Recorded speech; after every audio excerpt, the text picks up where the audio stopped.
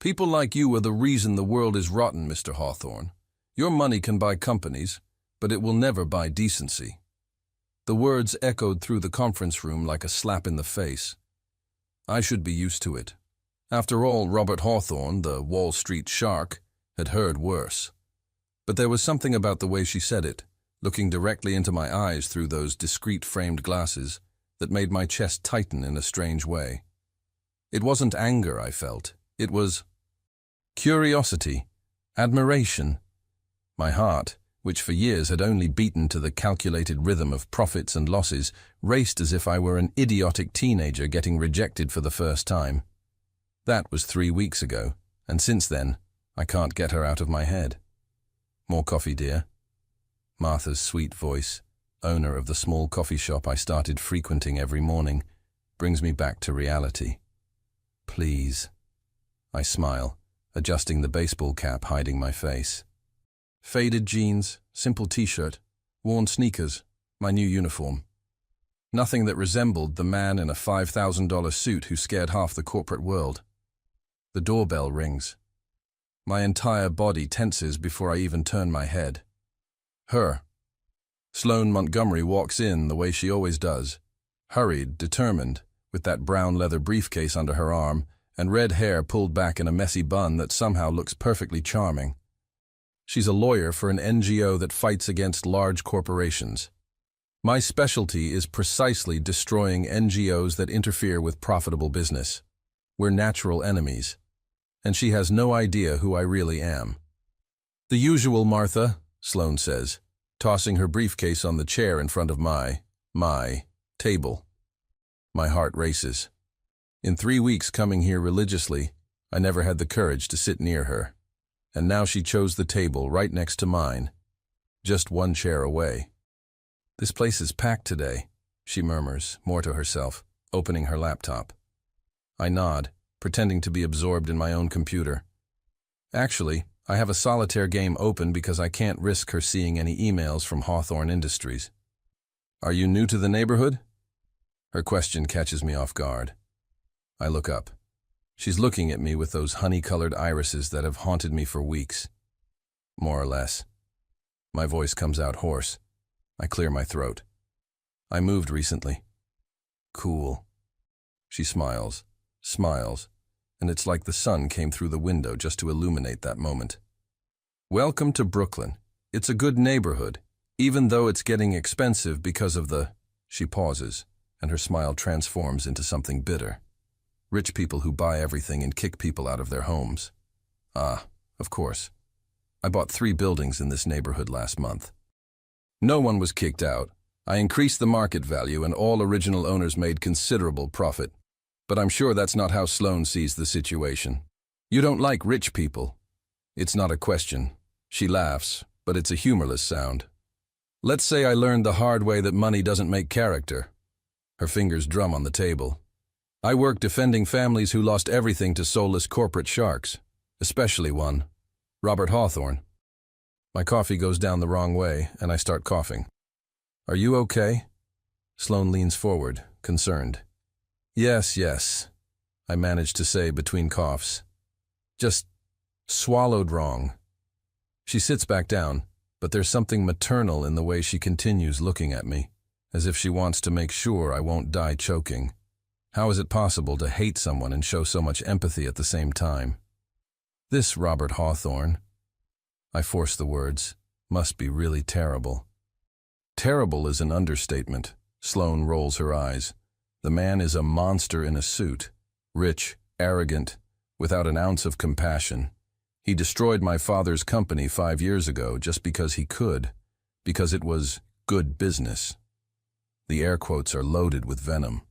He doesn't even blink when ruining lives. My stomach twists. I remember that acquisition. It was brutal, efficient, profitable.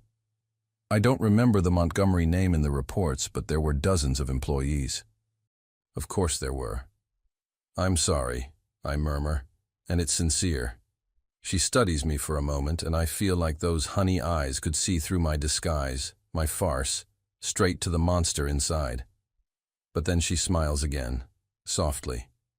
"Thank you. But anyway, I didn't come here to be depressing. She extends her hand. I'm Sloan. I look at that hand as if it were a trap. Because it is. The moment I touch it, I'll be even more entangled in this impossible web I created myself. Gideon, I respond, using my middle name, and accept the handshake. Her skin is warm, soft, and when our fingers touch, that strange feeling in my chest returns with full force. I'm completely screwed. I've made billion-dollar deals without breaking a sweat. I've stared down CEOs twice my age and made them blink first. I've built an empire on the foundation of being absolutely, ruthlessly unshakable. So why the hell are my hands trembling as I try to decide whether to add sugar to my coffee while Sloan Montgomery sits 3 feet away from me? You're overthinking that coffee. Her voice breaks through my internal panic. I look up to find her watching me with an amused smile, chin resting on her palm. She's been working on her laptop for the past 20 minutes, and I assumed she hadn't noticed me at all. Apparently, I was wrong. Sorry, I set down the sugar packet I've been holding for probably an embarrassing amount of time. Distracted. I can see that. She closes her laptop. Rough morning? You could say that. I take a sip of my unsweetened coffee and immediately regret it. It's terrible. But I'm committed now. Let me guess. Job problems? She leans back in her chair. You have that look. What look? The I'm pretending everything is fine, but I'm actually drowning look. Her expression softens. I see it a lot in my line of work. If she only knew. My job problems currently consist of trying to manage a multi-billion-dollar corporation while pretending to be an ordinary guy named Gideon who apparently can't even make a decision about coffee. Something like that, I mutter. The truth is, I haven't been to my office in a week. I've been running everything remotely, making my assistant Marcus lie to the board about a private business trip. All because I can't stop coming to this coffee shop. All because of her. Well, if you ever need to talk. Sloan trails off, then laughs at herself. Sorry, that's weird. We literally just met yesterday. It's not weird. The words come out more earnest than I intended. It's kind. She looks at me differently then, and I wonder what she sees. Does she see Gideon, the mysterious stranger? Or does some part of her recognize Robert Hawthorne, the man who destroyed her father's life? The door chimes, and a man in an expensive suit walks in.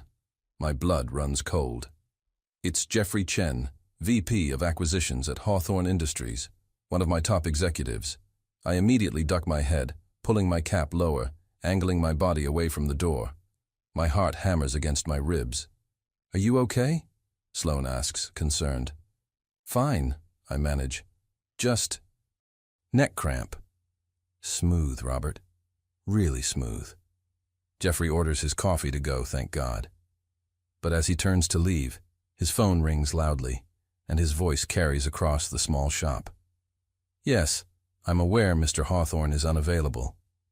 No, I don't know when he'll be back in the office. Look, the Brooklyn project is moving forward as planned. Sloane's entire body goes rigid. I watch her expression transform from curious to absolutely furious in the span of 2 seconds. That bastard, she hisses under her breath. Jeffrey leaves, completely oblivious to the bomb he just dropped. I should feel relieved.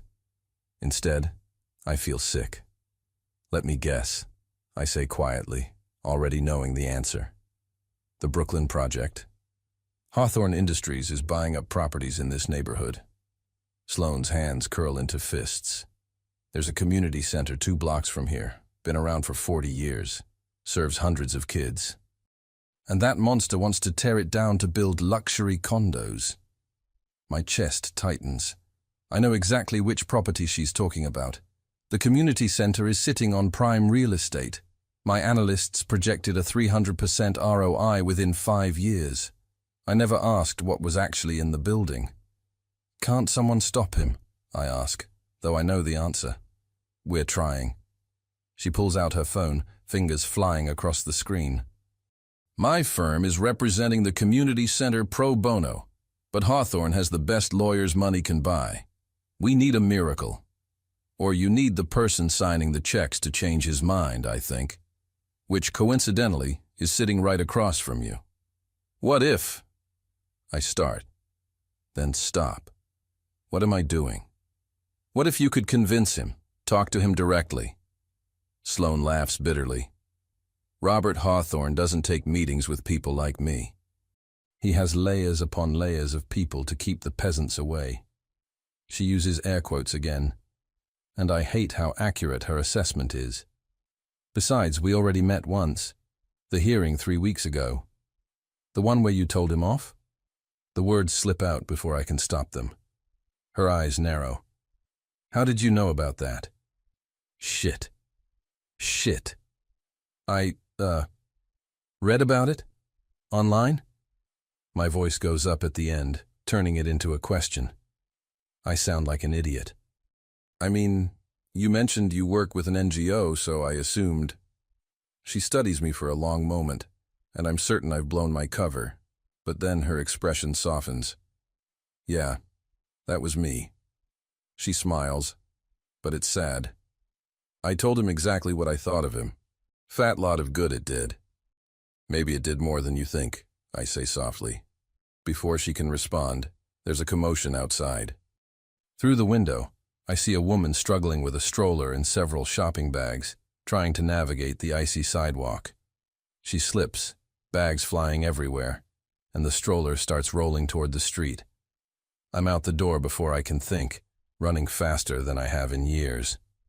I catch the stroller just as it reaches the curb, my heart in my throat. The baby inside giggles, completely unaware of the danger. Oh my God, thank you!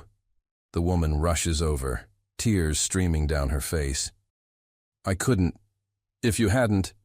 It's okay, I tell her, helping gather her scattered groceries. Everyone's safe. Sloane appears beside me, collecting dropped items. Together, we help the woman, who keeps thanking us over and over. When she finally leaves, shakily pushing her stroller, Sloane turns to me. That was... She starts, then stops. Her eyes are shining. You didn't even hesitate. I shrug, uncomfortable with the admiration in her gaze. Anyone would have done it. No, she says firmly. They wouldn't. Trust me. We walk back into the coffee shop, and Martha has fresh coffees waiting for us, on the house. For the heroes, she declares. As I sit back down, I catch Sloane looking at me like she's seeing me for the first time, and I realize with growing dread that this is getting more complicated by the second. Because somewhere between the bitter coffee and the rescued baby, Sloane Montgomery started looking at Gideon like he might be someone worth knowing. And Robert Hawthorne started wondering if maybe, just maybe, he could become someone worth being. So, Gideon, Sloane says, wrapping her hands around her mug. Since we're apparently friends now, want to help me take down a billionaire? I nearly choke on my coffee again. I'll think about it, I manage to say. And God help me, I actually mean it. You want me to do what? Sloane grins at me over her tablet, completely oblivious to my internal meltdown. We're back at Martha's coffee shop, 3 days after the stroller incident. 3 days of me trying to convince myself to stop coming here. 3 days of failing miserably. Come with me to visit the community center, she repeats. You said you wanted to help, right? What I actually said was, I'll think about it, which in Robert Hawthorne language means absolutely not. But Gideon, apparently, is a much better person than I am. I don't know how much help I'd be, I hedge. You'd be surprised. She leans forward, eyes bright with passion. Sometimes people just need to see that others care, that they're not alone in the fight. She pauses. Besides, you saved a baby. I figure you're good luck. The way she looks at me makes my chest tight, like I'm actually the hero she thinks I am, instead of the villain wearing a disguise. Okay, I hear myself say. When? Now? 20 minutes later, I'm walking down a Brooklyn street with Sloane Montgomery, headed toward a building I've only seen as a line item on a spreadsheet. Patterson Community Center, demolition projected Q2. The reality is devastatingly different. The building is old but well-maintained, with colorful murals painted across the brick facade. Through the windows, I can see children laughing, playing, learning. A basketball game is happening in the gym. A group of elderly people are doing some kind of exercise class. This isn't just a building. It's a lifeline. Robert Hawthorne sees this as prime real estate, Sloane says quietly beside me. We see it as home. Her words hit me like a physical blow, because she's right. All I saw were numbers, profit margins, return on investment. I never saw the people. Come on. She takes my hand, and the simple gesture sends electricity through my entire arm. Let me introduce you to some folks. Inside, the place is even more alive than it looked from outside. The walls are covered with children's artwork, community announcements, photos spanning decades. The air smells like fresh paint and coffee and something baking. Sloane! An elderly black woman in a bright purple tracksuit waves from across the room. Baby girl, come here. Miss Rose! Sloane lights up, pulling me along. This is my friend Gideon. Gideon, this is Rose Patterson. Her grandfather built this place in 1985. Rose's handshake is firm, her eyes sharp and assessing. Friend, huh? He's a handsome one, Sloane. Sloane's cheeks turn pink. Miss Rose, please. I'm just saying what I see. Rose winks at me. You here to help us fight the big bad wolf? The big bad wolf? I echo. That Hawthorne man. Rose's expression hardens. Thinks he can just sweep in and erase 40 years of history. Erase us. She gestures around the room. This center has been here through crack epidemics, recessions, gentrification waves. We survived it all. We'll survive him too. The conviction in her voice makes me feel about 2 inches tall. Can you show him around, Miss Rose? Sloane asks. I need to check on the legal paperwork in the office. Of course, baby. Rose links her arm through mine like we're old friends. Come on, handsome. Let me show you what we're fighting for.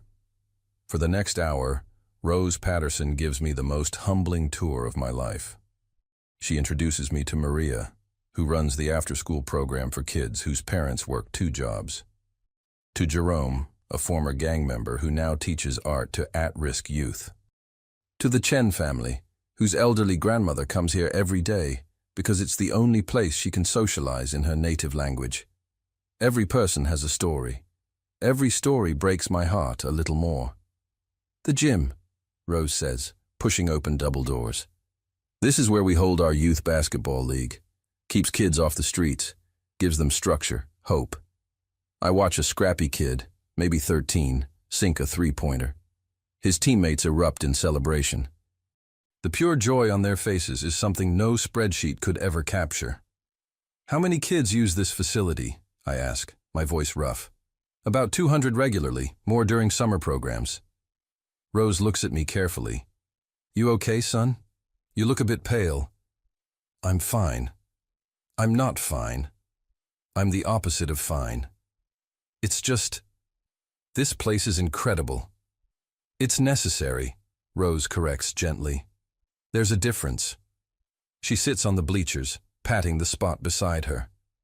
You know what the worst part is? Hawthorne probably doesn't even know we exist.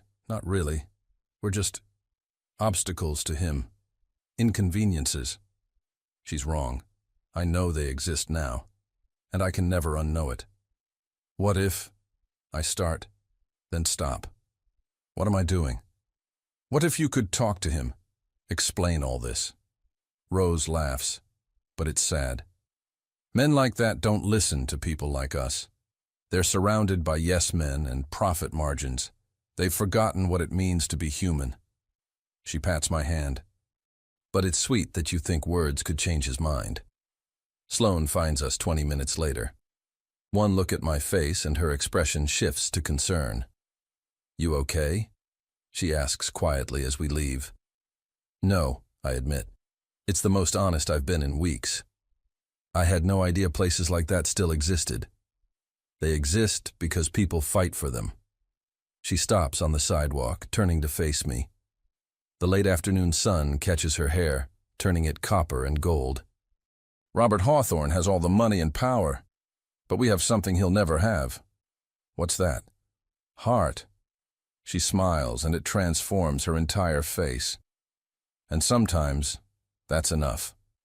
I want to tell her she's wrong, that in the real world, heart doesn't beat money, that I've proven that 1,000 times over.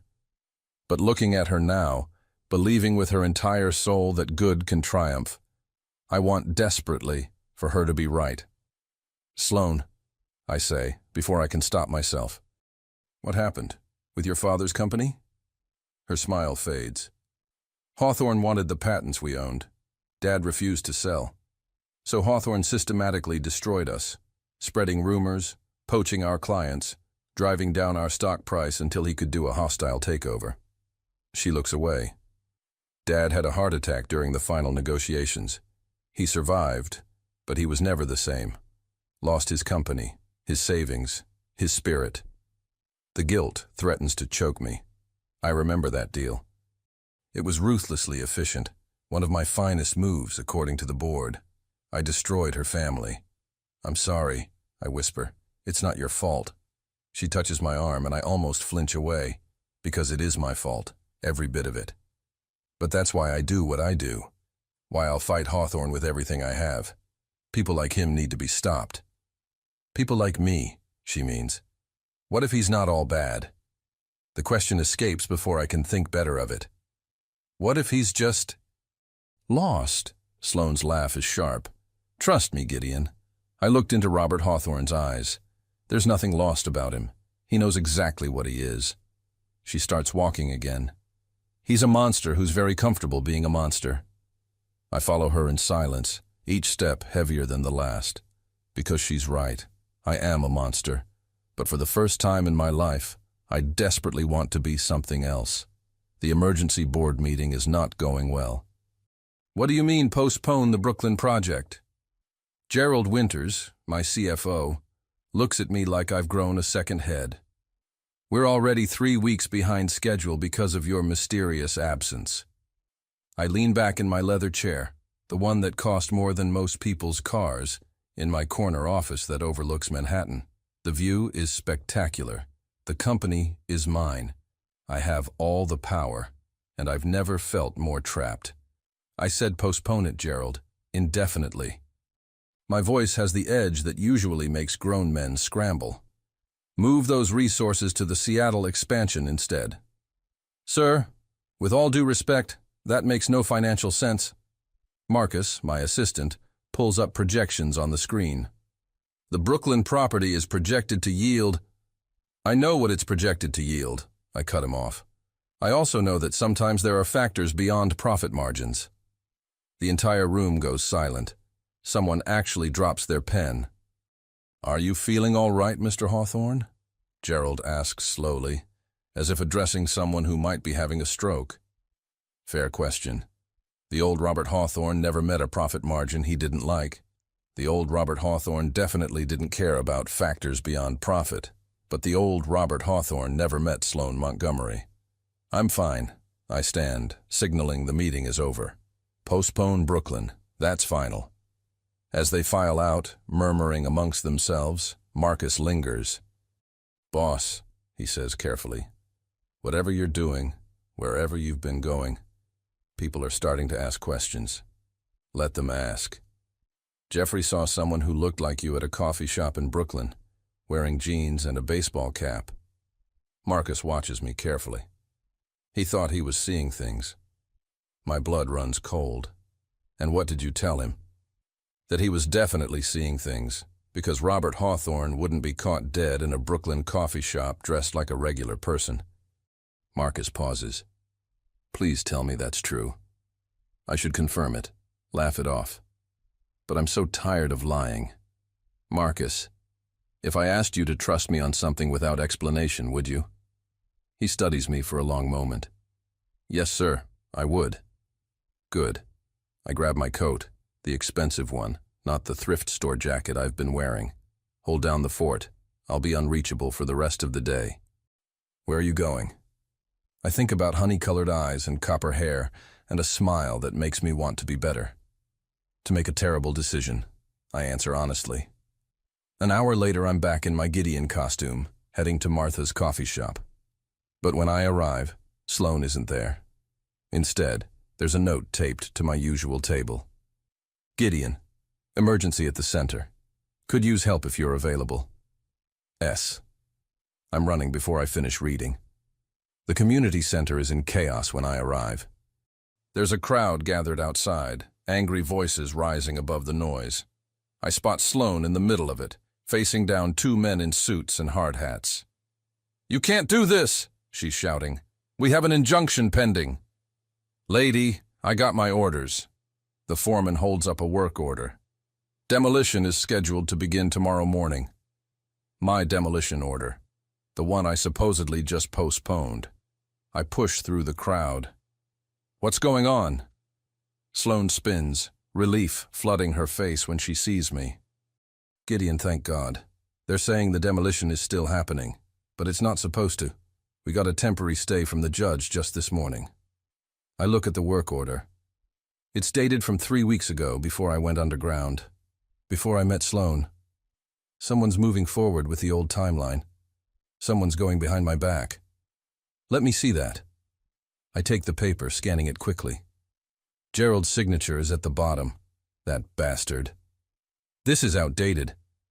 "The project has been postponed." The foreman squints at me. "And who the hell are you?" Good question. Who am I? Robert Hawthorne, who could end this with a phone call? Or Gideon, who has no power at all? "I'm someone who knows this is wrong," I say finally. "That and $3 gets you coffee."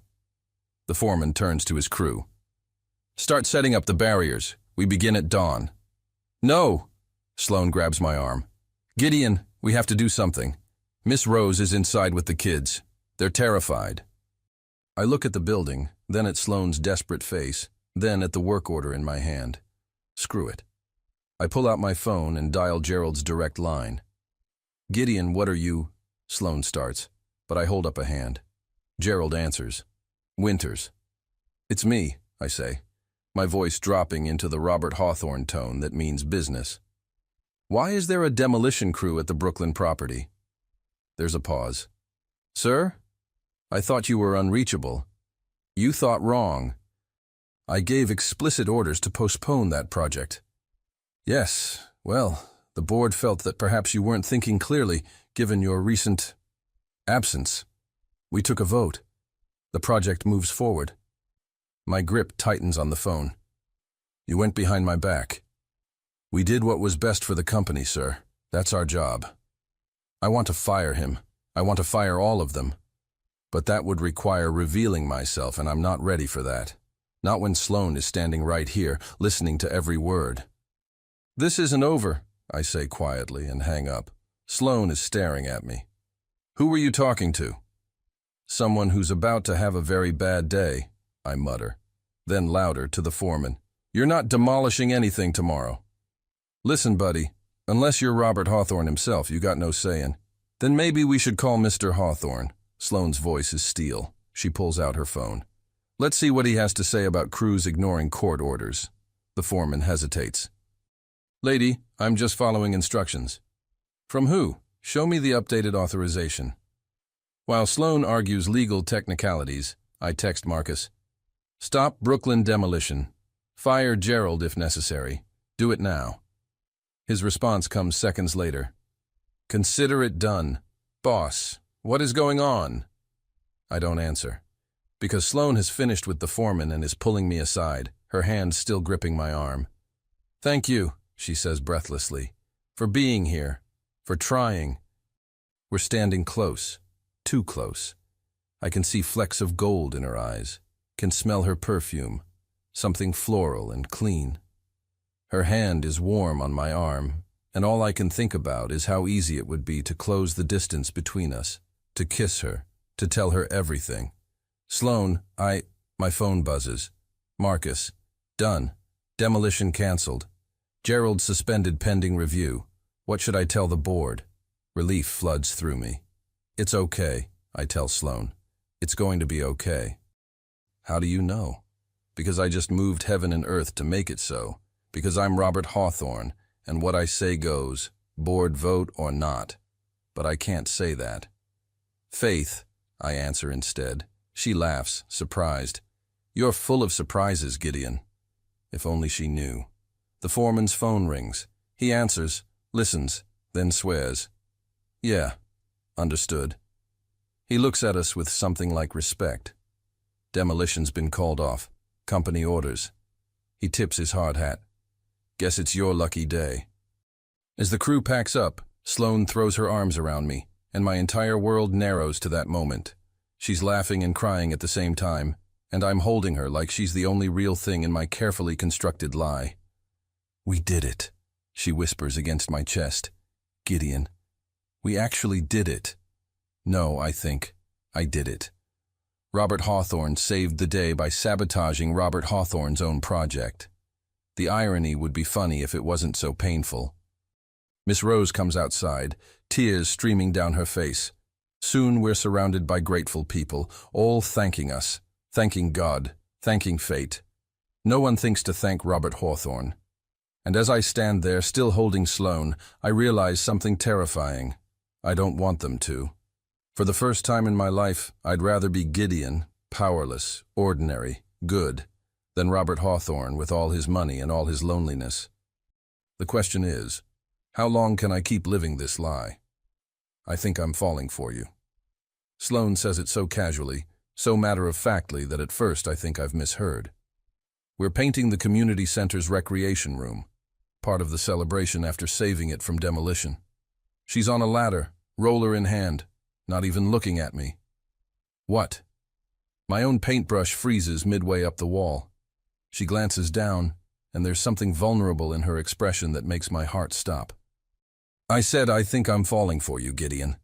She turns back to the wall, painting with determined focus. It's stupid. We barely know each other.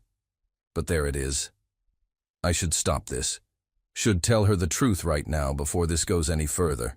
Should confess that I'm the monster she hates, that every moment we've shared has been built on a lie. Instead, I climb up beside her ladder. It's not stupid. No? She finally looks at me, really looks at me, and I can see the fear and hope warring in her eyes. No. I reach up, tucking a strand of copper hair behind her ear. Paint smudges her cheek, and she's never looked more beautiful. Because I'm falling for you too. The smile that breaks across her face is like sunrise. But before either of us can say anything else, Miss Rose's voice echoes through the room. You two want to make googly eyes at each other, or actually help with this painting party? Sloane laughs, breaking the moment, and climbs down. As she passes me, she squeezes my hand. I'm holding a paintbrush, covered in cheap wall paint, in clothes from a thrift store, and I've never been happier in my entire life. I'm also a dead man walking. That evening, I'm supposed to attend a charity gala. The kind of event where billionaires write checks and pat themselves on the back for being philanthropic. I've been dodging it for weeks, but Marcus insisted. Too many absences, and people really will start asking questions. So I find myself in my penthouse, staring at the man in the mirror. Armani tuxedo, Rolex watch, hair perfectly styled. Robert Hawthorne, master of the universe. I look like a stranger. My phone buzzes. A text from Sloane. Thank you for today, for everything. You make me believe good guys still exist. The guilt tastes like acid in my throat. The gala is held at the plaza, all crystal chandeliers and champagne fountains. I move through it on autopilot, shaking hands, making small talk, being the Robert Hawthorne everyone expects. There he is! Gerald Winters approaches with a drink in hand. We haven't spoken since I suspended him. The prodigal CEO returns. Gerald. My voice is cool. I thought I made my position clear. Oh, you did? He takes a sip of his drink. But the board is concerned, Robert. You've been acting strange. canceling lucrative projects, disappearing for days. They're starting to wonder if you're fit to lead. Are you threatening me? I'm warning you, as a friend. His smile doesn't reach his eyes. Whatever's gotten into you lately, get it out of your system, fast, before the board votes you out. He walks away, leaving me seething. But he's not wrong. I've been living a double life, and it's starting to crack. Mr. Hawthorne? I turn to find a young reporter with eager eyes and a recording device. I'm with the Financial Times. Can I ask you a few questions about Hawthorne Industries' community relations? I'm not giving interviews tonight. It'll just take a moment. There are rumors that you've been personally involved in the Brooklyn Community Center situation. Some say you've had a change of heart about development projects. Is that true? Every muscle in my body tenses. Where did you hear that? Sources say someone matching your description was seen at the site, arguing with construction crews. And then, mysteriously, the demolition was canceled. She leans in. Is Robert Hawthorne going soft? I force a laugh. I can assure you I had nothing to do with that. I delegate such matters to my team. The lie comes easily. Too easily. Now, if you'll excuse me. I escape to the balcony, loosening my bow tie. The city glitters below, millions of lights representing millions of lives. Somewhere out there, Sloan is probably asleep, dreaming about a man named Gideon who doesn't exist. You look like you could use this. A woman in a red dress hands me a glass of champagne. It takes me a second to recognize her. Vanessa Carrington, another business mogul and occasional rival. Thanks. I down half the glass in one gulp. Rough night? She leans against the balcony railing. Word on the street is the great Robert Hawthorne is having an existential crisis. Word on the street should mind its own business. She laughs. I heard you canceled the Brooklyn project, the one worth millions. That's very unlike you. Maybe I'm tired of being predictable. Or maybe, she says thoughtfully, you finally found something money can't buy. I look at her sharply. What do you mean? I've known you for 10 years, Robert. You've never hesitated on a deal. Never showed mercy to competition. Never questioned your own ruthlessness. She swirls her champagne. Whatever changed you, hold on to it. The man you were, he was impressive, but he was also alone. Before I can respond, my phone rings. Marcus.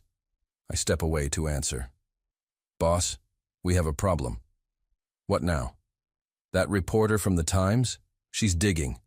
Found photos of someone who looks like you at that Brooklyn coffee shop.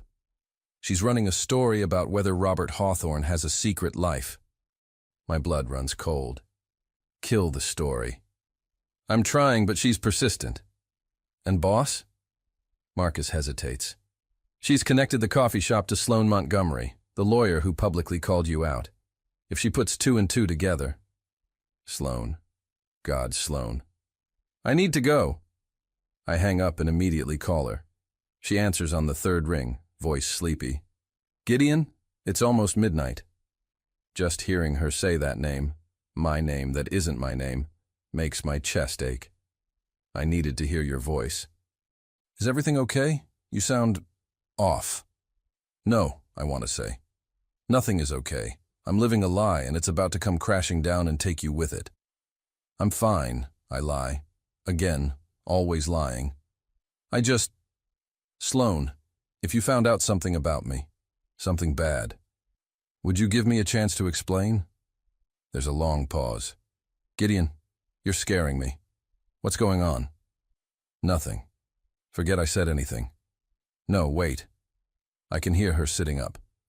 If you need to tell me something, tell me. Whatever it is, we'll figure it out together. Together. As if we're a team. As if she wouldn't hate me the moment she learns the truth. There's someone else in my life. I begin carefully. Someone I used to be. And I'm not sure I can escape him. Your past? Her voice softens. Gideon, everyone has a past. It's who you are now that matters. But what if who I am now is the past? What if Gideon is the lie, and Robert is the truth? You really believe that? I ask. I do. She yawns. People can change. I've seen it. You've changed me, you know. Made me think that maybe not all men are Robert Hawthorne. The irony is so painful I almost laugh. Get some sleep, I tell her. I'll see you tomorrow? Tomorrow, she confirms. Gideon, whatever you're worried about, it's going to be okay, I promise. After we hang up, I stand on that balcony for a long time, champagne growing warm in my hand, the city sprawling below like a grid of impossible choices. Tomorrow, I could tell her the truth. Could confess everything and hope that what we have is strong enough to survive it. Or tomorrow, I could keep lying. Keep being Gideon. Keep living in this beautiful, impossible dream. But I'm running out of tomorrows. And sooner or later, every lie comes home to roost. Behind me, through the ballroom windows, I can see the party continuing. Robert Hawthorne's world, full of money and power and loneliness. Ahead of me, somewhere in Brooklyn, is a small coffee shop where a woman with copper hair believes in second chances. I just hope she'll believe in mine. The article hits the internet at 6 a.m. Billionaire's secret. Is Robert Hawthorne living a double life? I stare at my phone screen, coffee growing cold in my hand. The reporter didn't have enough for a full exposé, but she had enough to plant seeds. Grainy photos of a man in a baseball cap at a Brooklyn coffee shop. Speculation about the canceled demolition. Questions about my recent behavior. No direct accusations, but enough to make people wonder. Marcus calls immediately. We need damage control. Now. Set up a press conference, I hear myself say. This afternoon. What are you going to tell them? Good question. The truth? A lie? Something in between? I'll figure it out. I hang up before he can argue. My phone buzzes again. This time, it's a text from Sloan. Coffee this morning? I want to see you. My chest tightens. Does she know? Has she seen the article? I'll be there, I reply. But first, I have to make a stop. Patterson Community Center is quiet when I arrive. Still too early for the programs to start. Miss Rose is there, though, watering the plants by the front window. Gideon. She looks surprised. What are you doing here so early? I need to talk to you. I sit down heavily on one of the worn chairs. About Robert Hawthorne. Her expression immediately hardens. What about him? What if... I struggle for words. What if he wasn't what you thought? What if he made mistakes but wanted to fix them? Miss Rose sets down her watering can and sits across from me. Baby, where is this coming from?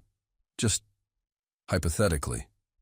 She studies me with those sharp eyes that seem to see everything. Hypothetically?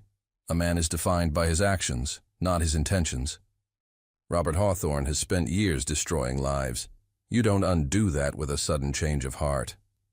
But people can change, can't they? You said this center helps people turn their lives around.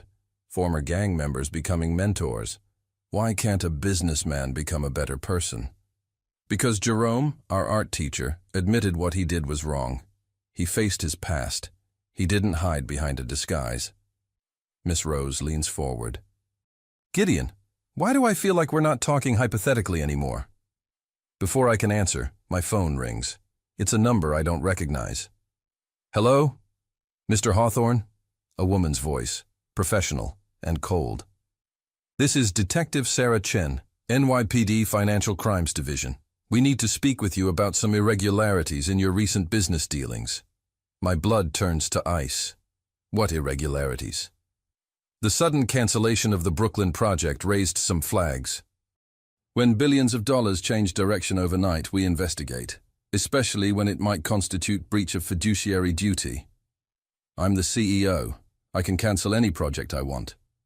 Not when it costs shareholders millions without proper justification. Your board filed a formal complaint. She pauses. We'll need you to come in for questioning. The call ends. I sit there, stunned. Gerald and the board aren't just trying to oust me. They're trying to destroy me. Bad news? Miss Rose asks gently. Something like that. I stand, suddenly desperate to see Sloan, to hold on to something real before everything falls apart. Martha's coffee shop is busy when I arrive. Sloane is already there, laptop open, looking gorgeous in a simple blue sweater. She smiles when she sees me, and it physically hurts. "Hey, you." She stands, and before I can stop her, she kisses my cheek. "I missed you." "Missed you too." The words taste like goodbye. We sit, and she immediately pulls up something on her laptop. "Okay, so I need your opinion on something. There's this weird article going around about Robert Hawthorne." My heart stops. Apparently some reporter thinks he's been secretly involved in community work. Can you imagine? The Ice King of Wall Street, slumming it in Brooklyn? She laughs. "It's ridiculous, right?" "Ridiculous," I echo weakly. But get this, the timing is interesting. The demolition gets canceled right after someone matching Hawthorne's description is supposedly spotted here. She taps her screen. "The photos are too blurry to tell, but..." She looks up at me. "Gideon, you look pale. Are you feeling okay?" "I need to tell you something." "Okay." She closes her laptop, concern replacing amusement. This is it. The moment of truth. I open my mouth, and Jeffrey Chen walks through the door. No. He spots me immediately. His eyes widen in recognition, confusion, then understanding. He pulls out his phone. "Excuse me." I grab Jeffrey's arm before he can dial, steering him outside forcibly. "Mr. Hawthorne?" He's staring at me like I'm a ghost. "What the hell are you wearing?" "Jeffrey, listen to me very carefully. You didn't see me here." "But sir, everyone's looking for you. The board meeting, the detective, the press conference." "I know." I run my hand through my hair, cap falling off. "I know all of it, but I need you to give me 24 hours. 24 hours to do what? To fix everything." "Please, Jeffrey, I've never asked you for a personal favor. I'm asking now." He looks through the window at Sloane, who's watching us with growing concern. Does this have something to do with her? I don't answer, but my face must say everything. "Oh my God." Jeffrey's expression shifts to something like pity. "Sir, she's the lawyer who..." "I know who she is." "Does she know who you are?" My silence is answer enough. Jeffrey shakes his head. "This is going to blow up spectacularly." "Probably. But I need time to tell her myself. Before the press, before the board, before everything." I meet his eyes. "Please." He sighs. 24 hours. But boss, whatever happens tomorrow, I hope she's worth it. He leaves, and I stand on the sidewalk, trying to gather the courage to go back inside. When I do, Sloane is standing, purse in hand. "Who was that?" she asks. "An old colleague. He called you Mr. Hawthorne." Her voice is very calm, very controlled. I heard him through the window. The world tilts. "Sloane, is that your last name? Gideon Hawthorne?" She's putting pieces together, and I can see the exact moment it clicks. "Wait, Gideon, Robert's middle name is..." She pulls out her phone with shaking hands, pulling up the Financial Times article, zooming in on the blurry photo. Then she looks at me, really looks at me, seeing past the costume to the man underneath. "No." The word is barely a whisper. "No, you can't be." "You can't be..." "Sloane, let me explain. You're Robert Hawthorne." It's not a question. The color drains from her face. "Oh my God, you're Robert Hawthorne." "Yes." The word feels like jumping off a cliff. "But I can explain everything." "Explain?" Her voice rises. People in the coffee shop are starting to stare. "You've been lying to me for weeks, playing dress-up, pretending to be someone decent while you're actually..." She steps back like I'm toxic. "You destroyed my father. You were going to destroy the community center, and you thought what? That you'd slum it with the poor people for fun? It wasn't like that." "Then what was it like, Robert?" She spits my real name like it's poison. "Was I some kind of game? Research for your next hostile takeover?" "I fell in love with you." The words burst out before I can stop them. Martha's coffee shop goes completely silent. Sloane's eyes fill with tears. You don't get to say that. You don't get to say that to me. Not after everything you've done. Not after lying about who you are. Her voice breaks. I told you things. I trusted you. I thought you were someone who could understand, who could care. I do care. You care so much you've been pretending to be someone else. She grabs her laptop, her briefcase. Stay away from me. Stay away from the center. Stay away from everything I love. Because that's what you do best, isn't it? You destroy things. Sloane, please. But she's already gone, the door slamming behind her with a finality that echoes through my chest. I stand there, frozen, as the entire coffee shop stares at me. Martha looks at me with something like disappointment, and that might hurt worst of all. My phone rings. Marcus, the press conference, the board, the detective, reality crashing back in. I've lost Sloane, and I'm about to lose everything else too. But for the first time in my life, only one of those things actually matters. The press conference room is packed. Cameras flash like lightning. Reporters shout questions over each other. The entire financial world is watching Robert Hawthorne's public execution. I stand at the podium in my Armani suit, looking every inch the billionaire they expect. But I've never felt less like Robert Hawthorne in my life. Mr. Hawthorne, is it true you've been living a secret life in Brooklyn? Are you having a breakdown? What do you say to shareholders who've lost millions on your erratic decisions? Marcus stands in the corner, looking like he might have a heart attack. Gerald sits in the front row with a satisfied smirk. The board members watch with vulture eyes, waiting for me to hang myself. I clear my throat. The room falls silent. My name is Robert Gideon Hawthorne. My voice is steady, even though I'm trembling inside. And yes, I've been living a double life. The room erupts. I hold up a hand.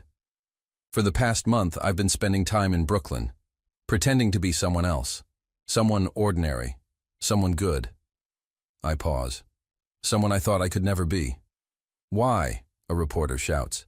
Because I met someone who saw Robert Hawthorne as a monster, and she was right. The words taste like freedom.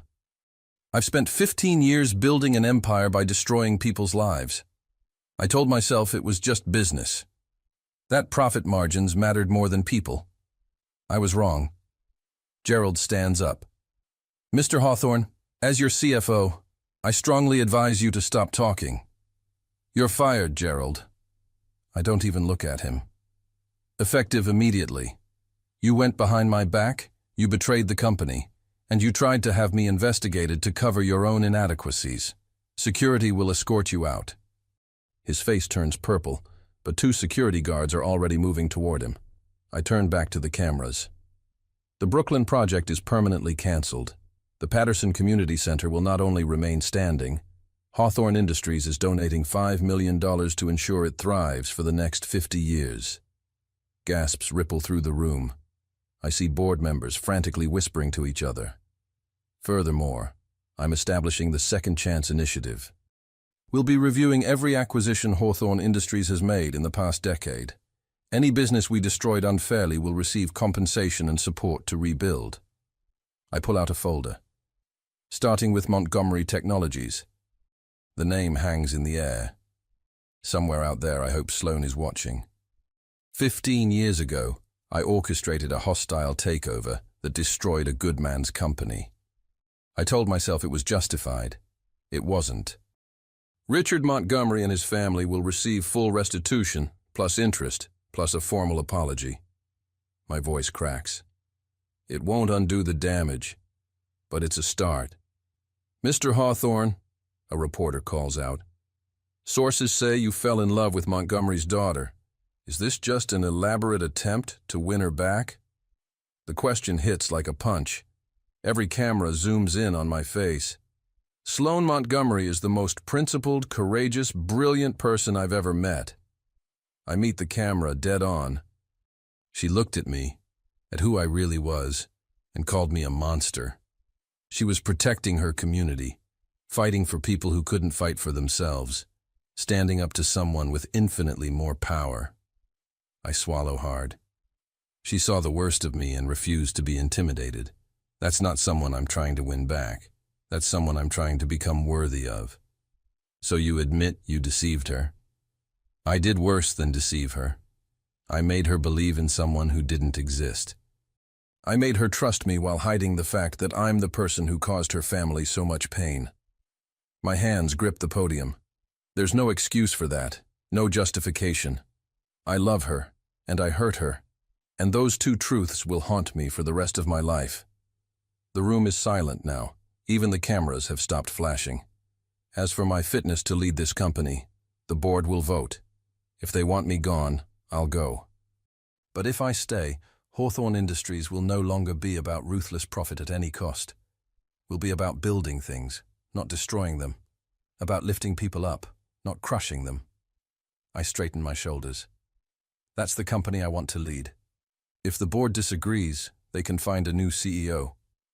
I step away from the podium. Marcus catches up to me in the hallway. That was either the bravest or stupidest thing you've ever done, he says. Probably both. I loosen my tie. What's the damage? Stock is down 15%. Board is in emergency session. Social media is losing its mind. He pauses. But boss? For what it's worth, I'm proud of you. That means more than he knows. My phone buzzes. An unknown number. I answer. Mr. Hawthorne? This is Richard Montgomery. Everything stops. Sloane's father. Mr. Montgomery, I watched your press conference. His voice is measured, careful. That apology. Did you mean it? Every word. Sir, what I did to your company, to you, there's no justification. But I want to try to make it right. There's a long pause. My daughter called me this morning. She was crying. Said you'd been pretending to be someone else, that you'd made a fool of her. Guilt crushes my chest. I never meant... Let me finish. His tone is firm. She also said something interesting. She said, Dad, for a few weeks I actually believed good men still existed. That was because of you. Not Robert Hawthorne, the CEO. Gideon, the man who saved a baby, who stood up to construction crews, who made my daughter smile again after years of bitterness. I can't speak, can barely breathe. Sloane doesn't know I'm calling you. She'd be furious if she did. But Mr. Hawthorne, I've been where you are. I've made mistakes that cost me everything. And I learned that the measure of a man isn't whether he falls. It's whether he gets back up. He clears his throat. Sloane is stubborn. Brilliant and stubborn, just like her mother. She won't make this easy. I don't expect easy. I don't deserve easy. No, you don't. There's almost warmth in his voice. But maybe you deserve a chance. That's more than you gave me 15 years ago. The call ends, leaving me standing in an empty hallway, holding on to the thinnest thread of hope. That evening I go back to Brooklyn. Not to Martha's, I can't face that yet, but to the community center. It's after hours, dark except for a single light in Miss Rose's office. She's not surprised to see me. Robert Hawthorne. She says my full name without venom, just acknowledgement. Saw your press conference. I'm sorry I lied to you, to everyone. I know. She gestures to a chair. Sit down, son. We sit in silence for a moment. Finally, she speaks. That man on TV today, that wasn't the Robert Hawthorne from the news stories. That wasn't even the Gideon we got to know. She looks at me. That was someone new. Someone trying to figure out who he wants to be. I don't know if I can be him, that better person. None of us know until we try. She pats my hand. Jerome didn't know if he could leave the gang life, but he tried. Every day he tries. That's all any of us can do. Sloane will never forgive me. Maybe not today. Maybe not tomorrow. Miss Rose's smile is sad. But I've known that girl since she was knee-high, and I know she believes in second chances. She built her whole career on them. She stands. Whether she gives you one, that's not up to me. But Robert, make sure you actually deserve it first. I leave the center as the sun sets, painting Brooklyn in gold and shadows. Somewhere in this neighborhood, Sloane is probably still furious, still hurt, still convinced I'm the monster she always thought I was. And maybe she's right. But tomorrow, I'll wake up and try again to be better. Not for her, though God knows I want to be. But for me. For the kids at the center. For every person I've ever hurt. One day at a time. One choice at a time. Until maybe, someday, Robert Hawthorne becomes someone worthy of Sloane Montgomery's forgiveness. 3 months later. The Brooklyn Community Festival is in full swing. Patterson Community Center has a booth showcasing the kids' artwork, and the whole neighborhood has turned out. Music fills the air, mixing with laughter and the smell of street food. I'm here, but I'm keeping my distance.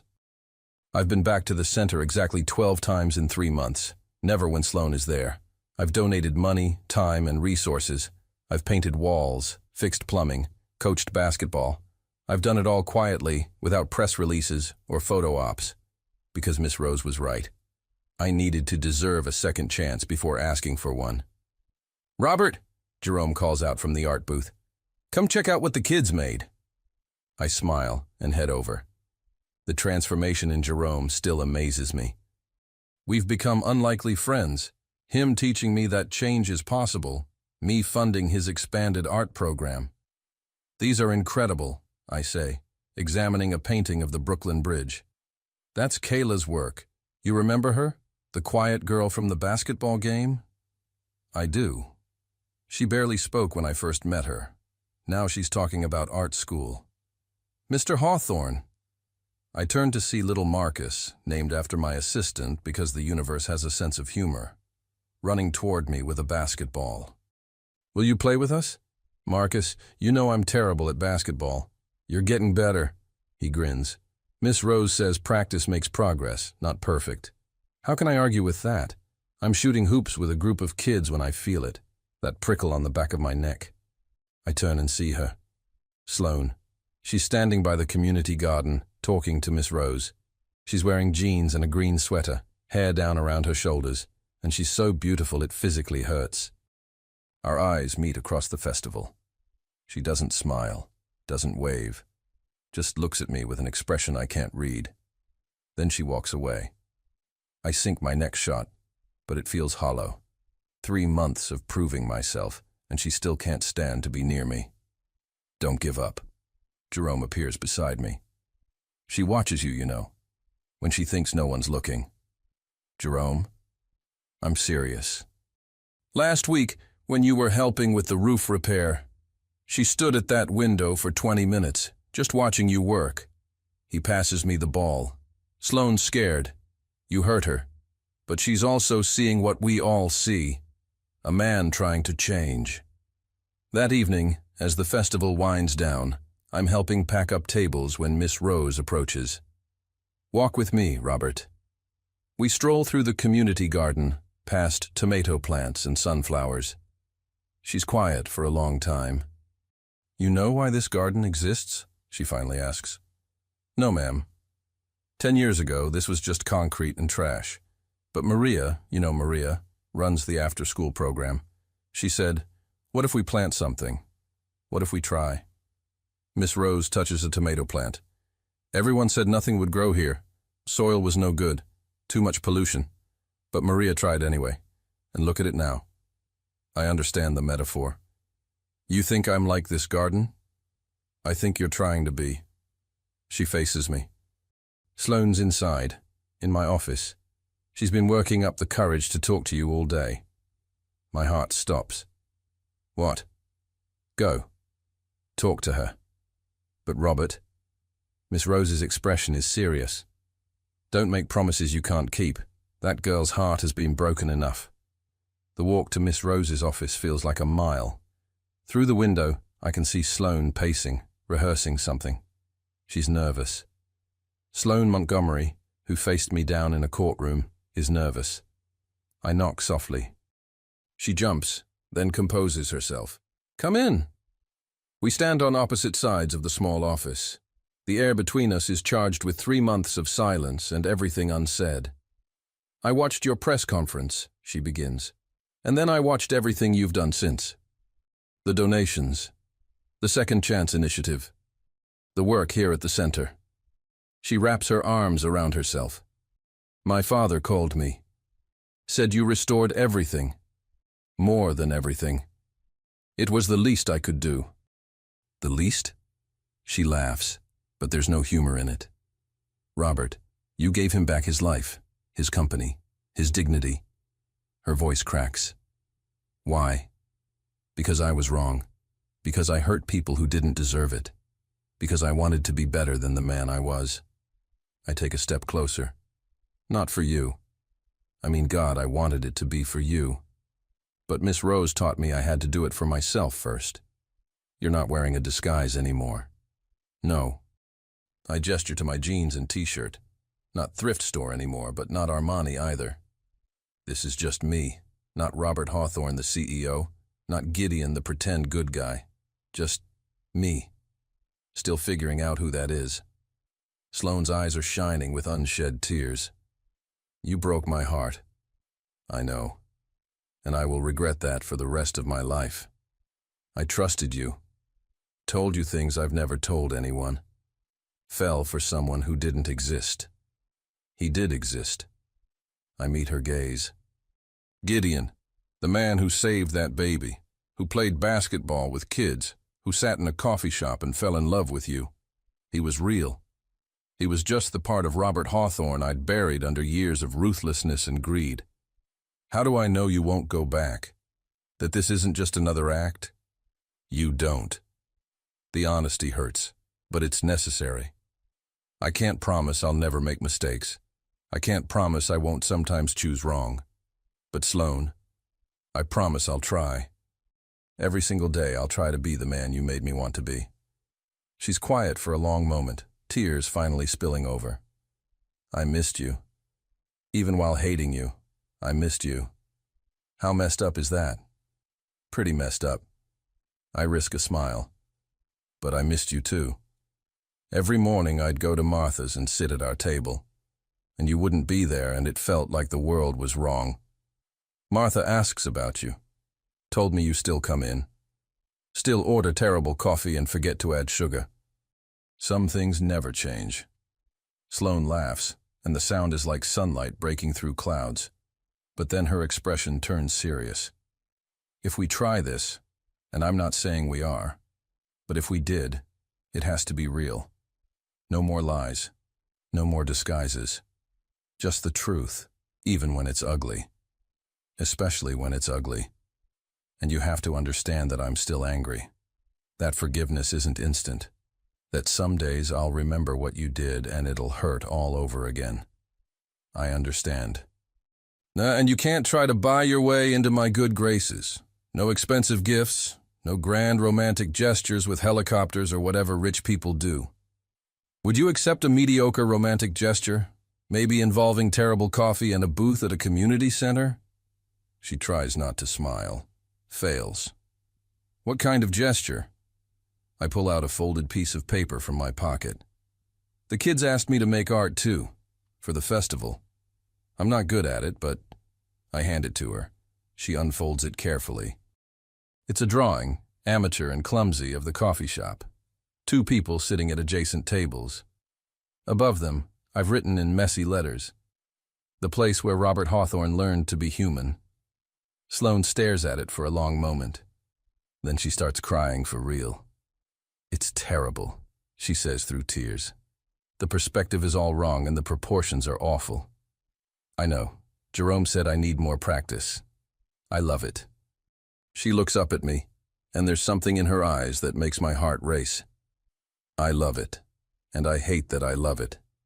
And I hate that I don't hate you anymore, and I close the distance between us, and she meets me halfway. The kiss is soft, tentative. Nothing like the passionate reunion movies promise. It's careful and questioning, and full of all the hurt and hope between us. When we pull apart, Sloane touches my face. Don't make me regret this. I'll spend every day trying not to. Good. She takes my hand. Now come on. Miss Rose is probably eavesdropping, and I promised Marcus I'd watch him shoot hoops. We walk out together, hand in hand, into the Brooklyn evening. It's not perfect, we're not fixed, but we're real. And sometimes that's enough. 1 year later, the new Patterson Community Center building opens on a bright Saturday morning. It's still in the same location, but now it's been renovated and expanded. 3 stories instead of 1, new gym, art studios, computer lab, rooftop garden. Sloan and I cut the ribbon together. She's wearing the engagement ring I proposed with 3 months ago, a simple sapphire, because she refused diamonds. Too cliché, Robert. The wedding is planned for next spring, small and private. Miss Rose runs the new center with Maria as assistant director. Jerome's art program has expanded to serve 500 kids. The gym is named after Sloan's father, who cried when we told him. Montgomery Technologies is thriving again, stronger than before. Richard Montgomery sits on the board of my new foundation, making sure I stay honest. I still go to Martha's every morning. Sloan still teases me about my terrible coffee choices. We still sit at the same table, except now we sit together instead of apart. The board at Hawthorne Industries voted to keep me as CEO, barely. Stock prices recovered after 6 months of proving the new direction was profitable. Turns out building things makes more money long-term than destroying them. Who knew? I'm not perfect. Last month I almost made a ruthless business decision out of habit, and Sloan called me on it. We fought. She threw a bagel at me. We worked it out. That's the thing about second chances. They're messy and complicated and require constant work. But they're worth it. Ready? Sloan asks, squeezing my hand as we watch kids pour into the new building. Ready, I say. And for the first time in my life, I actually am. The end.